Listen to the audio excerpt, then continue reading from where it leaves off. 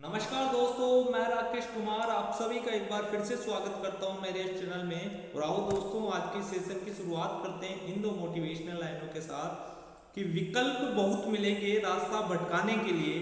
विकल्प बहुत मिलेंगे रास्ता भटकाने के लिए, पर संकल्प एक ही काफी है अपने लक्ष्य को पाने के लिए। दोस्तों, इसलिए अपने लक्ष्य को पाने के लिए अपने संकल्प पर दृढ़ निश्चय कर लो और अपने लक्ष्य की ओर बढ़ते रहो। दोस्तों, आज हम पढ़ेंगे जो आज तक जितने भी सरकारी एग्जामों में, गवर्नमेंट एग्जामों में जितने भी प्रश्न आए गुर्जर प्रतिहार वंश से, उसके सारे प्रश्नों को आज दोस्तों इस सेशन में हम देखने वाले हैं।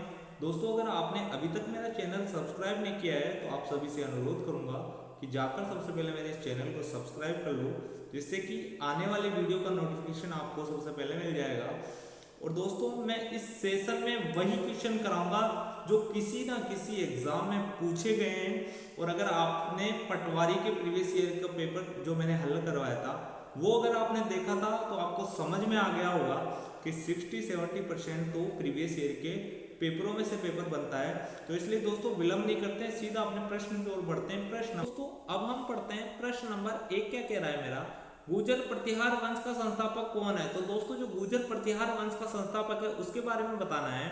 ऑप्शन ए है आपका नागभट्ट प्रथम, ऑप्शन बी है मिहिर भोज, ऑप्शन सी है नागभट्ट द्वितीय और ऑप्शन डी है भोजराज। तो दोस्तों, इसका बिल्कुल सही उत्तर है ऑप्शन ए, यानी कि नागभट्ट प्रथम इसके गुर्जर प्रतिहार वंश के संस्थापक है। ऑप्शन ए इसका बिल्कुल सही उत्तर हो जाएगा। आओ दोस्तों, अब हम बढ़ते हैं प्रश्न नंबर 2 की। प्रश्न नंबर 2 क्या कह रहा है मेरा, गुर्जर प्रतिहार वंश का पतन कब हुआ। तो दोस्तों, ये सबको पता है कि ये 11वीं शताब्दी में इनका पतन हो गया था। ऑप्शन में देख लो, ऑप्शन ए नहीं, ऑप्शन बी इसका बिल्कुल सही उत्तर हो गया। ऑप्शन बी, 11वीं शताब्दी में गुर्जर प्रतिहार वंश का पतन हो गया था। अब देखो प्रश्न नंबर 3 की ओर बढ़ते हैं। प्रश्न नंबर 3 क्या कह रहा है मेरा, मंडोर के प्रतिहार माने जाते हैं जो। और ये वाला क्वेश्चन देखो दोस्तों, मैंने जो जिस एग्जाम में पूछा गया है वो आपको सामने नजर आ रहा होगा। यानी ये पूछा गया है सेकंड ग्रेड मैथ्स का जो पेपर हुआ था 2011 में, उसमें ये क्वेश्चन पूछा गया है। इसका देखो प्रश्न क्या है, मंडोर के प्रतिहार माने जाते हैं। तो दोस्तों, मंडोर के प्रतिहार क्या माने जाते हैं सॉरी, ऑप्शन ए है आपका क्षत्रिय, ऑप्शन 2 है आपका वैश्य, ऑप्शन 3 है आपका शूद्र और ऑप्शन 4 है ब्राह्मण। तो दोस्तों, इसका बिल्कुल सही उत्तर है ऑप्शन ए, यानी कि मंडोर के प्रतिहार क्षत्रिय माने जाते हैं। ऑप्शन ए इसका बिल्कुल सही उत्तर हो गया। दोस्तों, अब हम बढ़ते हैं प्रश्न नंबर 4 की ओर। प्रश्न नंबर 4, और दोस्तों ये किसी ना किसी एग्जाम में पूछे गए हैं, इनके आगे लिखा हुआ है, आप ये देख सकते हो। प्रश्न नंबर 4, इतिहासकार आर.सी. मजूमदार के अनुसार गुर्जर प्रतिहारों ने किस शताब्दी तक अरब आक्रमणकारियों के लिए बाधक का काम किया। तो दोस्तों, ये क्वेश्चन पूछा गया था सेकंड ग्रेड संस्कृत विभाग में जो पेपर हुआ 2011 में, उसमें ये क्वेश्चन आया था। अब देखो आपके ऑप्शन है, ऑप्शन ए का आपका 2वीं शताब्दी से 4वीं शताब्दी, ऑप्शन 2 है आपका 3री शताब्दी से 5वीं शताब्दी और ऑप्शन 3 या सी है आपका 6ठी शताब्दी से 11वीं शताब्दी और ऑप्शन 4 है आपका 12वीं शताब्दी से 15वीं शताब्दी। तो दोस्तों, इसका बिल्कुल सही उत्तर है ऑप्शन नंबर 3, इसका बिल्कुल सही उत्तर है कि 6ठी शताब्दी से 11वीं शताब्दी। अब देखो प्रश्न नंबर 5 की ओर बढ़ते हैं। दोस्तों, प्रश्न नंबर 5 क्या कह रहा है मेरा, 750 से 1000 ईस्वी के दौरान राजस्थान और अधिकांश उत्तरी भारत पर निम्नलिखित में से किसने शासन किया। तो दोस्तों, ये बताना है कि किसने शासन किया था। ऑप्शन ए है आपका चौहान, ऑप्शन 2 है मुगल शासक, ऑप्शन 3 है मराठा और ऑप्शन 4 है प्रतिहार। तो दोस्तों, ये वाली चीज हम देख चुके हैं कि 6ठी से 11वीं शताब्दी तक जो राज रहा प्रतिहार होगा, यानी ऑप्शन 4 इसका बिल्कुल सही उत्तर हो गया। दोस्तों, ऑप्शन नंबर 4। अब देखो प्रश्न नंबर 5 क्या कह रहा है मेरा, निम्नलिखित में से किसने अभिलेखों में प्रतिहार को गुर्जर कहा गया है। तो दोस्तों, इसमें बताना है कि किसने प्रतिहारों को गुर्जर कहा है। ऑप्शन ए का आपका नीलकुंड, दूसरा है देवली, तीसरा है रामनपुर और चौथा है करहाड़। यानी ये 4 दिए गए हैं दोस्तों, किस किस अभिलेखों में प्रतिहारों को गुर्जर कहा है, तो ये बताना है दोस्तों आपको। और इसमें नीलकुंड में भी कहा गया है, नीलकुंड में भी इनको गुर्जरों को प्रतिहारों को गुर्जर कहा है, देवली में भी गुजर का है, रामनपुर में भी और करहाड़। यानी ऑप्शन देख लो दोस्तों, 1 2 3 4, पहला नहीं है, दूसरा नहीं है, तीसरा भी नहीं है। ऑप्शन नंबर 4 इसका बिल्कुल सही उत्तर हो जाएगा दोस्तों, कि नीलकुंड, देवली और रामनपुर, करहाड़, इन सब में इनको प्रत्यारों को गुजर कहा गया है। प्रश्न नंबर 6 हो गया। प्रश्न नंबर 7 की ओर बढ़ते हैं दोस्तों। प्रश्न नंबर 7 क्या कह रहा है मेरा? प्रश्न नंबर 7, राजस्थान में प्रतिहार वंश के संस्थापक हरिश्चंद्र की राजधानी थी। यानी दोस्तों जो हरिश्चंद्र की राजधानी थी वो बताना है आपको। ऑप्शन 1 है आपका मेड़ता, ऑप्शन 2 है आपका जालोर, ऑप्शन 3 है आपका भीनमाल और ऑप्शन 4 है मंडोर। तो दोस्तों जो हरिश्चंद्र की जो राजधानी थी वो थी मंडोर, यानी कि ऑप्शन नंबर 4 इसका बिल्कुल सही उत्तर हो जाएगा दोस्तों, ऑप्शन नंबर 4। आओ दोस्तों अब हम बढ़ते हैं प्रश्न नंबर 8 की ओर। प्रश्न नंबर 8 क्या कह रहा है मेरा? प्रतिहार शासकों में रोहिल्दी के नाम से जाना जाता था। ये प्रश्न पूछा गया है मेरा महिला पर्यवेक्षक टीएसपी जो 2015 में जो पेपर हुआ उसमें ये प्रश्न पूछा गया है। और इसका उत्तर बताना है दोस्तों आपको कि रोहिल्दी के नाम से जाना जाता, कौन जाना जाता था? तो ऑप्शन 1 है आपका रज्जिल, ऑप्शन 2 है मिहिर बोर्ड, ऑप्शन 3 है हरिश्चंद्र या ऑप्शन 4 है आपका महेंद्रपाल। तो दोस्तों इसका बिल्कुल सही उत्तर है ऑप्शन नंबर 3, यानी कि हरिश्चंद्र है वो रोहिला दीप के नाम से जाने जाते थे। ऑप्शन 3 इसका बिल्कुल सही उत्तर हो गया। अब हम बढ़ते हैं प्रश्न नंबर 9 की ओर। प्रश्न नंबर 9 में क्या कह रहा है? मंडोर प्रतिहार वंश के किस शासक ने वंशावली प्रारंभ होती है?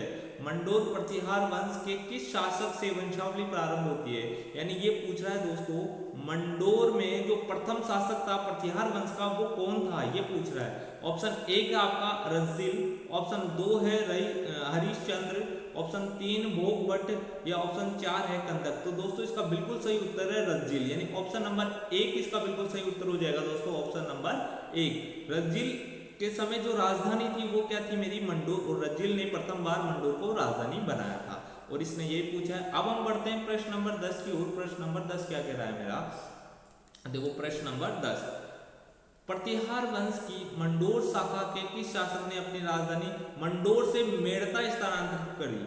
यानी दोस्तों जो मंडोर बनाई थी वो तो रज्जिल ने बनाई और मंडोर से मेड़ता राजधानी को शिफ्ट कर दिया गया, ये वाला प्रश्न और इसका उत्तर देना है।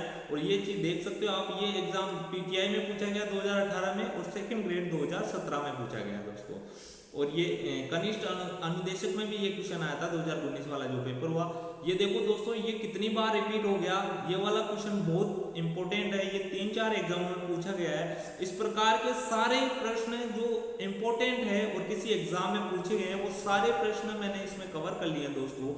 अगर आप ये वीडियो देख कर भी चले जाओगे ना तो गुर्जर प्रतिहार का कोई भी प्रश्न गलत नहीं होगा, इतना मैं कह रहा हूँ। देखो प्रतिहार वंश की मंडोर शाखा के किस शासक ने अपनी राजधानी मंडोर से मेड़ता स्थानांतरित की? तो दोस्तों ऑप्शन 1 है आपका कक्कुक, रज्जिल, ऑप्शन 2 है रज्जिल, ऑप्शन 3 है नागभट्ट प्रथम और ऑप्शन 4 है आपका बोठक। तो दोस्तों इसका देखो कक्कुक नहीं है और रज्जिल नहीं है, तो इसका उत्तर ऑप्शन सी यानी नागभट्ट प्रथम है, जिसने क्या किया था दोस्तों राजधानी मंडोर से नागौर शिफ्ट कर दी थी। यानी इसका ऑप्शन नंबर 3 इसका बिल्कुल सही उत्तर हो जाएगा। अब हम बढ़ते हैं प्रश्न नंबर 11 की ओर। प्रश्न नंबर 11 क्या कह रहा है? प्रतिहार राजा नागभट्ट प्रथम के बारे में कौन सा कथन सही है? और ये प्रश्न पूछा गया है मेरा राजस्थान पुलिस कांस्टेबल 2022 में जो पेपर हुआ उसमें पूछा गया। इनमें से बताना है दोस्तों आपको कि कौन सा ऑप्शन सही है, कौन सा कथन सही है, ये बताना है आपको। एक ऑप्शन 1 में क्या है? वे वत्सराज के पुत्र थे। तो दोस्तों वे वत्सराज के पुत्र नहीं थे, उन्होंने लगभग 50 वर्षों तक शासन किया, ये भी सही नहीं है।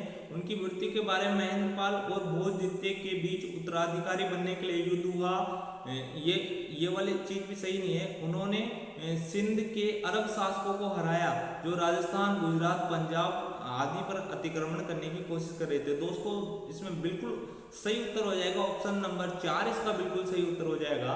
उन्होंने सिंध के अरब शासकों को हराया जो राजस्थान, गुजरात, पंजाब आदि पर अतिक्रमण करने की कोशिश कर रहे थे। इसका बिल्कुल सही उत्तर हो जाएगा ऑप्शन नंबर 4। अब देखो हम प्रश्न नंबर 12 की ओर बढ़ते हैं। प्रश्न नंबर 12 क्या कह रहा है मेरा? प्रश्न नंबर 12 ये रहा, उस प्रतिहार शासक का नाम बताइए जिसने न केवल अरबों के आगे बढ़ने पर अंकुश लगाया बल्कि अनेक शासकों को उनके आधिपत्य से भी मुक्त कराया। तो उस शासक का नाम बताना है दोस्तों कि जिन्होंने अरबों से मुक्त आगे बढ़ने पर अंकुश लगाया, यानी अरबों को से लड़ाई की थी, उनको आगे नहीं बढ़ने दिया और अनेक शासकों को उनके आधिपत्य से मुक्त कराया, उनके अधिकार से मुक्त कराया। देखो अब देखो इसमें ऑप्शन ए है नागभट्ट प्रथम, ऑप्शन 2 है आपका देवराज और ऑप्शन 3 है आपका वत्सराज और ऑप्शन 4 है आपका नागभट्ट द्वितीय। तो दोस्तों इसका बिल्कुल सही उत्तर हो जाएगा नागभट्ट प्रथम थे वो जिन्होंने जो अरबों को आगे बढ़ने से रोक रहे थे। ऑप्शन नंबर 1 इसका बिल्कुल सही उत्तर हो जाएगा। अब हम बढ़ते हैं प्रश्न नंबर 13 की ओर। प्रश्न नंबर 13 क्या कह रहा है मेरा? प्रश्न नंबर 13, राजा नागभट्ट द्वितीय का संबंध निम्न में से किस राजवंश से था? और ये प्रश्न पूछा गया राजस्थान पुलिस 2022 में जो पेपर हुआ। और ये वाला प्रश्न तो बहुत ईजी है, आप आसानी से बता सकते हो कि नागभट्ट द्वितीय का संबंध प्रतिहार वंश से, यानी ऑप्शन ए की इसका बिल्कुल सही उत्तर हो जाएगा दोस्तों, ऑप्शन नंबर ए। अब देखो प्रश्न दोस्तों इस प्रकार के ये जरूरी नहीं है कि एग्जाम में सारे ही प्रश्न टफ पूछे जाते हैं। इस प्रकार के बहुत इजी सवाल आते हैं जिनको अपन गलत कर देते हैं तो कट ऑफ से पिछड़ जाते हैं और यही कारण होता है। अगर आप इजी क्वेश्चन को गलत करोगे तो कट ऑफ फाइट नहीं कर सकते, कट ऑफ में नहीं आ सकते आप। इजी प्रश्न भी सही करने हैं और टफ क्वेश्चन में से भी अपन को सही करने हैं। तो देखो दोस्तों अगर आप इजी प्रश्नों में से कोई गलती होगी नहीं, अगर आप ये वाले वीडियो सारे देख लोगे तो सारे कंसेप्ट आपके क्लियर हो जाएंगे और आप इन वीडियो को बार बार सुनोगे तो आपको याद हो जाएगा, क्योंकि सुनने से भी याद होता है। आदि वराह की उपाधि किस राजपूत शासक ने धारण की? वह है तो कौन से शासक है जिसने आदि वराह की उपाधि धारण की थी दोस्तों? और ये वाला क्वेश्चन भी 2 बार पूछा गया, 2006 और 2022 के एग्जामों में 2 बार आ गया दोस्तों। अब देखो ऑप्शन 1 है आपका परमार भोज, ऑप्शन 2 है आपका मिहिर भोज, ऑप्शन 3 है आपका पृथ्वीराज चौहान या ऑप्शन 4 है आपका विग्रहराज चतुर। तो दोस्तों ये विग्रहराज चतुर नहीं है, पृथ्वीराज चौहान भी नहीं है, ये मिहिर भोज थे, उन्हें आदि वराह की उपाधि धारण की थी दोस्तों। ऑप्शन नंबर 2 इसका बिल्कुल सही उत्तर हो जाएगा, ऑप्शन नंबर 2। और आपको कमेंट बॉक्स में कमेंट करना है कि पृथ्वीराज को किस नाम से भी जाना जाता था, पृथ्वीराज का और दूसरा नाम भी था, वो क्या था, ये कमेंट बॉक्स में बताना है दोस्तों। प्रश्न नंबर 15 और प्रश्न नंबर 15 क्या कह रहा है मेरा कि कौन सी पुस्तक गुर्जर प्रतिहार वंश के मिहिर भोज द्वारा रचित नहीं है? यानी जो मिहिर भोज ने जो पुस्तक नहीं लिखी थी वो बताना है दोस्तों आपको। ऑप्शन 1 है आपका सर्वस्व श्रृंगार प्रकाश, ऑप्शन 2 आपका कृत्य कल्परु, ऑप्शन 3 है राज मृडांड और ऑप्शन 4 है धर्म संग्रह। तो दोस्तों इसका बिल्कुल सही उत्तर हो जाएगा धर्म संग्रह, ऑप्शन नंबर 4 इसका बिल्कुल सही उत्तर हो जाएगा कि ये धर्म संग्रह जो पुस्तक थी वो मिहिर भोज ने नहीं लिखी और ये तीनों पुस्तकें मिहिर भोज ने लिखी थी। अब दोस्तों इसमें देखो ये बहुत अच्छी चीज है, आप ये तीनों पुस्तकों का नाम याद कर लो, हो सकता है आने वाले एग्जाम में ये पूछ ले कि इनमें से कौन सी पुस्तक जो मिहिर भोज है उन्होंने लिखी थी और तीनों में से कोई एक ऑप्शन आ जाए। तो दोस्तों एग्जाम में क्वेश्चन कहीं से भी बन सकता है, पर आपको बार बार इन्हीं में से क्वेश्चन देखने को मिलेंगे। देखो प्रश्न नंबर 16 की ओर बढ़ते हैं। प्रश्न नंबर 16, राजशेखर किसके दरबार में था? तो दोस्तों ये बताना है कि राजशेखर किसके दरबार में था। ऑप्शन नंबर 1 है आपका महेंद्रपाल, ऑप्शन 2 है आपका ऑप्शन 1 है आपका महेंद्रपाल, ऑप्शन 2 है आपका मिहिर भोज, ऑप्शन 3 है वत्सराज और ऑप्शन 4 है नागभट्ट प्रथम। तो दोस्तों ये बताना है और ये थे दोस्तों महेंद्रपाल प्रथम, यानी ऑप्शन नंबर 1 ही इसका बिल्कुल सही उत्तर हो जाएगा, ऑप्शन नंबर 1। अब देखो प्रश्न नंबर 17 की ओर बढ़ते हैं। प्रश्न नंबर 17 क्या कह रहा है मेरा, निम्नलिखित में से कौन सी कृति प्रसिद्ध कवि नाट्यकार और लेखक राजशेखर की नहीं है? तो जो राजशेखर की कृति नहीं है वो बताना है दोस्तों। ऑप्शन 1 है आपका, देखो ये वाला प्रश्न राजस्थान पुलिस 2022 में आया, ठीक है। देखो ऑप्शन 1 है आपका कर्पूर मंजरी, ऑप्शन 2 है काव्य मीमांसा, ऑप्शन 3 है प्रभाव चरित्र, ऑप्शन 4 है बाल रामायण। तो दोस्तों इसका बिल्कुल सही उत्तर है प्रभाव चरित्र, यानी ऑप्शन नंबर सी इसका बिल्कुल सही उत्तर हो जाएगा दोस्तों, ऑप्शन नंबर सी। देखो राजशेखर की जो नहीं है वो पूछिए दोस्तों, और जो पहले सबसे पहले नहीं पे गोला लगाना है। और ये वाली तीनों तो उसके द्वारा रचित ग्रंथ है, यानी उसके द्वारा रची हुई और उसके द्वारा लिखी गई किताबें हैं, और जो एक है ऑप्शन नंबर 3 ये उसके द्वारा लिखी गई नहीं है, यानी ऑप्शन 3 इसका बिल्कुल सही उत्तर हो जाएगा।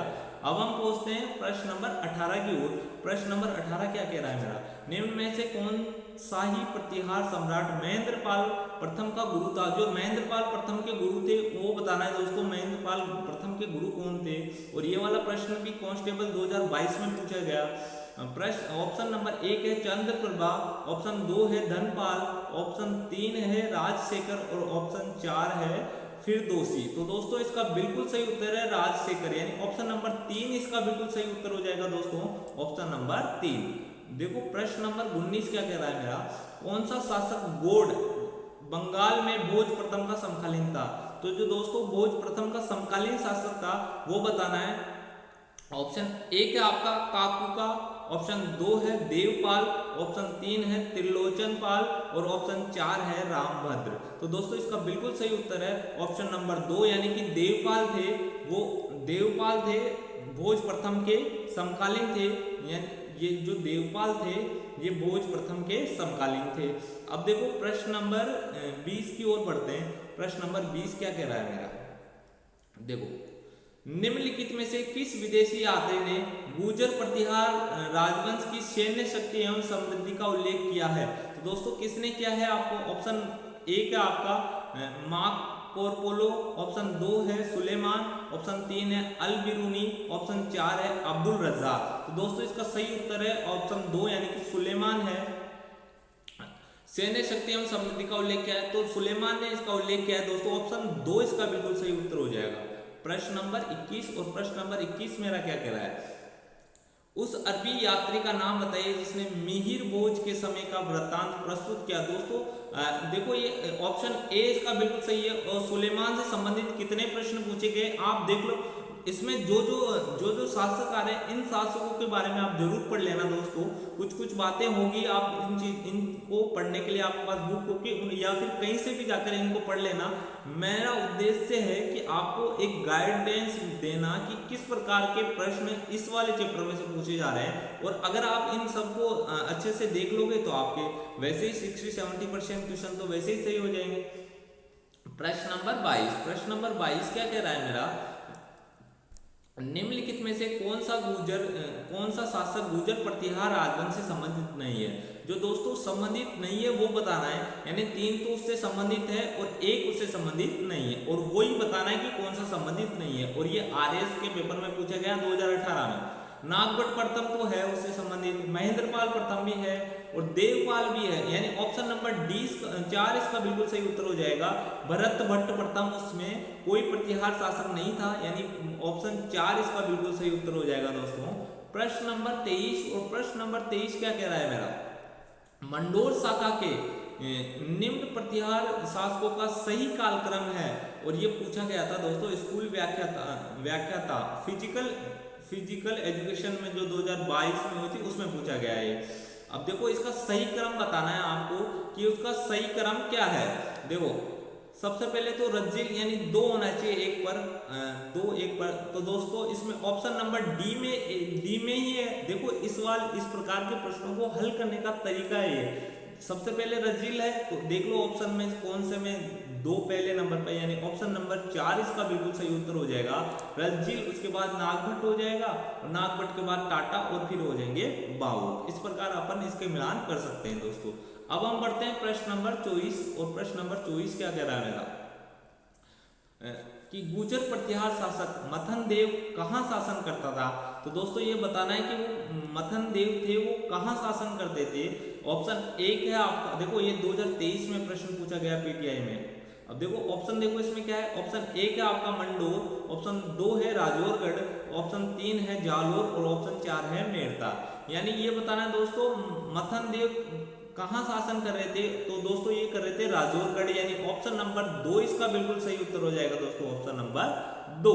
अब देखो प्रश्न नंबर 25 क्या कह रहा है मेरा कि गुर्जर प्रतिहारों की राजधानी कौन सी थी। तो दोस्तों गुर्जर प्रतिहारों की राजधानी बताने की गुर्जर प्रतिहारों की राजधानी कौन सी थी, और ये बताना आपको दिए गए ऑप्शनों में से, ये बताना आपको दिए गए ऑप्शनों में से बताना है कि दिए गए ऑप्शन में कौन सी गुर्जर प्रतिहारों की राजधानी थी।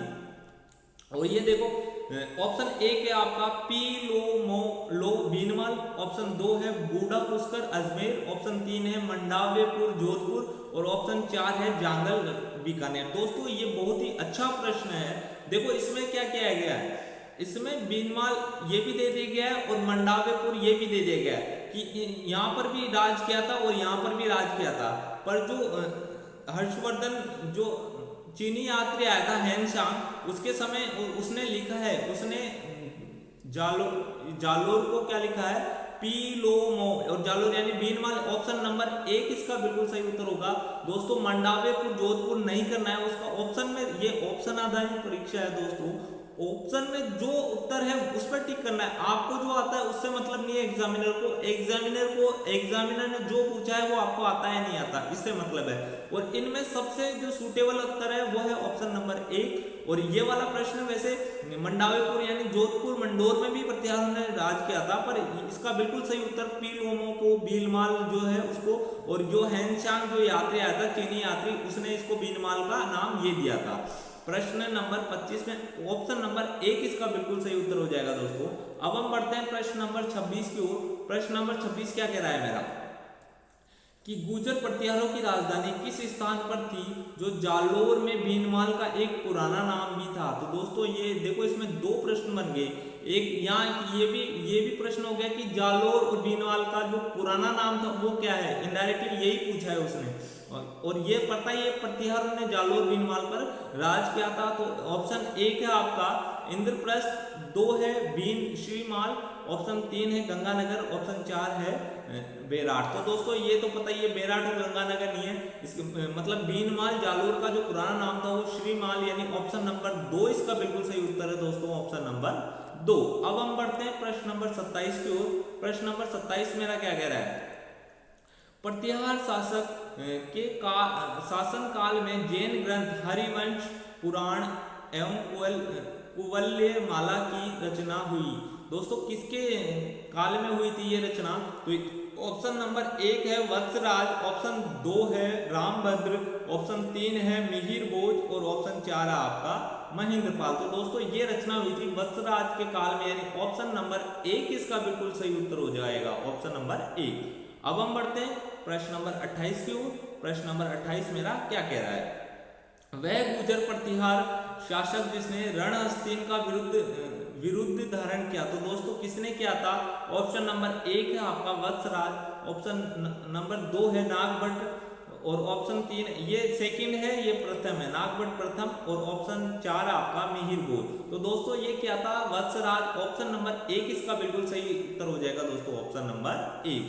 अब देखो हम प्रश्न नंबर 29 की ओर बढ़ते हैं। प्रतिहार वंश का अंतिम शासक था, दोस्तों जो अंतिम शासक था वो बताना है वो कौन थे। और ऑप्शन 1 है आपका यशपाल, ऑप्शन 2 है राज्यपाल, ऑप्शन 3 है महेंद्रपाल द्वितीय या ऑप्शन 4 है महिपाल। तो दोस्तों इसका बिल्कुल सही उत्तर है यशपाल, ऑप्शन नंबर 1 इसका बिल्कुल सही उत्तर हो गया है। यानी यशपाल थे जो प्रतिहारों के अंतिम शासक थे, अंतिम शासक यशपाल। और ये वाली चीज आप याद रख लेना, अंतिम कौन है और प्रथम कौन है, इस प्रकार इन प्रश्नों को याद रख लेना दोस्तों। प्रश्न नंबर 30 को देखो, प्रश्न नंबर 30 क्या कह रहा है मेरा, गुर्जर प्रतिहार वंश के शासकों का मुख्य योगदान क्या था। तो दोस्तों मुख्य योगदान बताना है, कन्नौज को राजधानी बनाना, ये वाली बात बिल्कुल सही है, अरब आक्रमणों से भारत की रक्षा करना, ये वाली बात भी बिल्कुल सही है, और नागर शैली की स्थापत्य कला का विकास करना, ये वाली बात भी सही है। यानी ऑप्शन नंबर डी इसका बिल्कुल सही उत्तर हो जाएगा, ऑप्शन नंबर डी। दोस्तों मैंने इस वाले चैप्टर में जो गुर्जर प्रतिहार है इससे संबंधित मैंने सारे प्रश्न जो इंपॉर्टेंट थे वो सारे प्रश्नों को मैंने इस वाले वीडियो में आपको समझा दिया है। अगर आप चाहते हो इसी प्रकार की सीरीज की, अब जैसे गुर्जर प्रतिहार हो गया, अब मैं चौहान वंश के जितने भी प्रश्न हैं, जितने भी प्रीवियस ईयर के एग्जामों में जो प्रश्न आए चौहान वंश से, वो सारे प्रश्न अगले वीडियो में मैं लेके आऊंगा। तो दोस्तों अगर अभी तक आपने मेरे चैनल को सब्सक्राइब नहीं किया है तो आप सभी से अनुरोध करूंगा कि सबसे पहले जाकर आप मेरे चैनल को सब्सक्राइब कर दो और अपने दोस्तों के साथ शेयर करो, जिससे कि ज़्यादा से ज़्यादा लोग जुड़ेंगे तो पढ़ने में मजा आएगा दोस्तों। मैं और एनर्जी के साथ आप सभी को अच्छे से अच्छे प्रश्नों को संग्रह करके आप सभी के सामने प्रस्तुत करता रहूंगा। धन्यवाद दोस्तों, मिलते हैं अगली क्लास में एक नए वीडियो के साथ।